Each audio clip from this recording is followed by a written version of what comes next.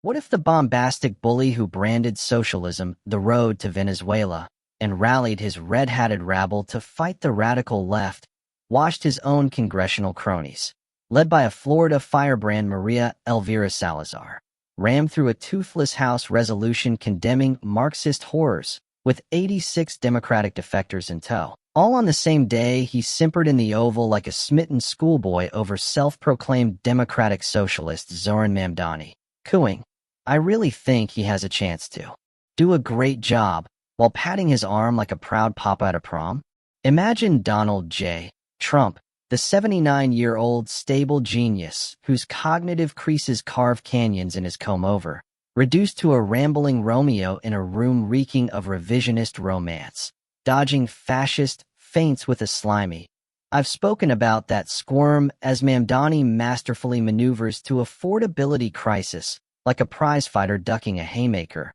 Yet his party's performative panic over Castro's famines and Mao's massacres exposes the emperor's elastic ethics, a red-baiting racket where he condemns socialism kills one breath and courts its champion the next, all while Marquette Law's bombshell poll shows Democrats crushing Republicans by a historic 9-point margin among certain voters, the biggest turnout enthusiasm gap in midterm memory, signaling a 2026 bloodbath that buries his golden age under a landslide of lived lies.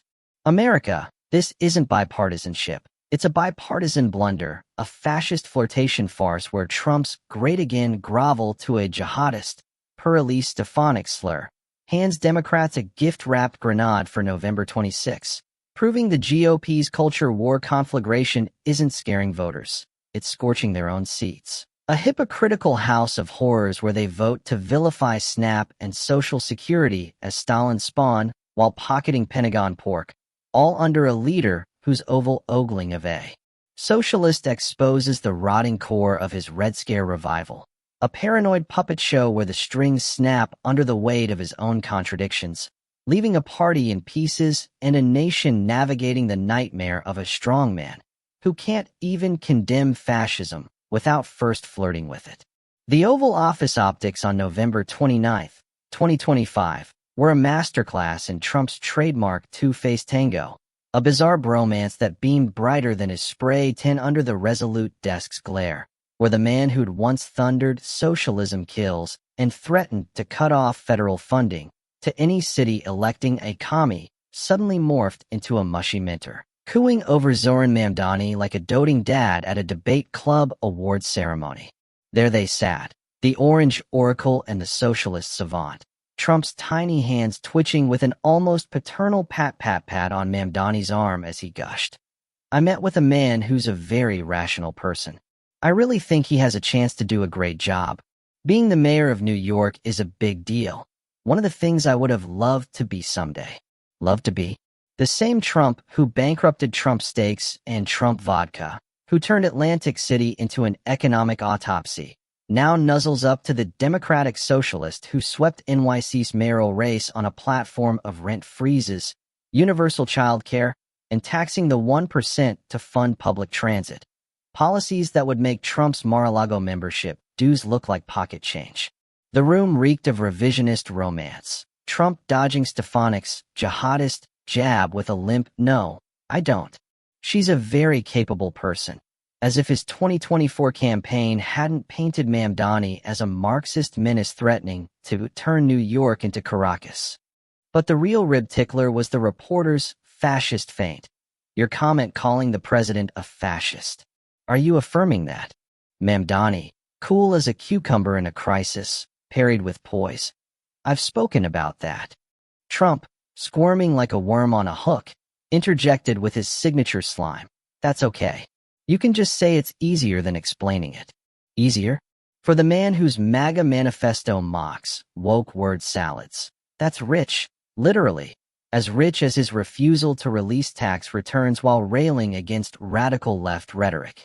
Mamdani, unfazed, flipped the script to substance. "I keep my horizons firmly on New York City. The affordability crisis pushing so many out of the 5 boroughs, cost of housing, childcare, groceries, utilities." Trump nodded like a bobblehead at a book signing, cooing, We admired FDR's portrait. LaGuardia and FDR had that relationship with the federal government that delivered at scale. FDR, the architect of the New Deal, the socialist scourge Trump once called that commie, the same Trump whose Project 2025 playbook plots to gut Social Security and SNAP. This wasn't dialogue, it was dissonance, a duet of delusion where Trump's flirtation with a fascist, labeled foe exposed the emperor's elastic ethics, condemning socialism one breath, courting its champion the next.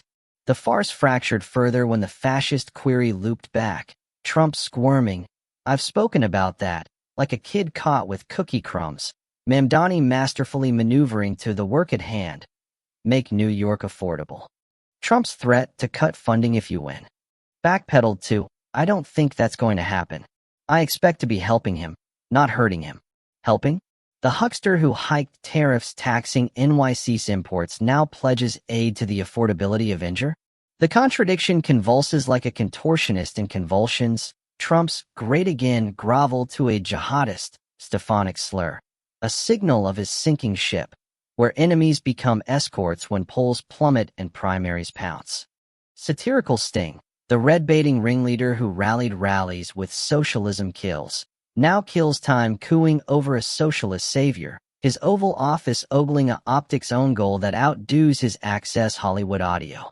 Emotional eruption. This isn't harmless hilarity. It's heartbreaking hypocrisy. A nation numb to nonsense where a president's pandering to power poisons the possible. Mamdani's poise a poignant reminder of what leadership lost looks like. Rational, relatable, rooted in relief for the rent-burdened. Vivid vignette. The Oval's ornate opulence. Trump twinkling at Mamdani like a teen at a talent show, hands hovering in hesitant high-fives. Reporters' fascist feint fizzling into folksy focus on 5 boroughs. The resolute desk a reluctant referee in a rhetoric rumble. The House resolution hypocrisy hits harder, a 285-98 rubber stamp rebuke to socialism's horrors, Castro's famines, Mao's murders, Maduro's messes, led by Salazar with 86 Democratic defectors, Jeffries and Clark capering in the clown car of corporate capitulation. Failures of Marxist regimes. It intones, as if SNAP, Supplemental Nutrition Assistance Program, and Social Security are Stalin's spawn, ignoring that these socialist lifelines lift 40 million from poverty yearly, per census data, while Trump's tax cuts for tycoons ballooned the deficit by $8 trillion. Truman's ghost groans. Socialism is a scare word they've hurled at every advance. Public power, Social Security, deposit insurance, anything that helps all people. The vote. A vestige of McCarthyism's McCarthy's, a toothless tantrum timed to terrorize the base before Mamdani's mayoral miracle. Fox frothing, socialist wave coast to coast, as NYC's socialist sweep signals the tide turning from red scare to red reality. The internet's indignation ignited instantly, a digital dumpster fire of disdain. Robert Reich resurrecting Truman's takedown, Eric F. from 101 tweeting, "Two right-wing parties, condemning socialism before pedophilia is a choice." Dame 2011 damning the 86 as primary fodder. "We need our social safety net made whole." Schumer and Jeffries don't represent voters.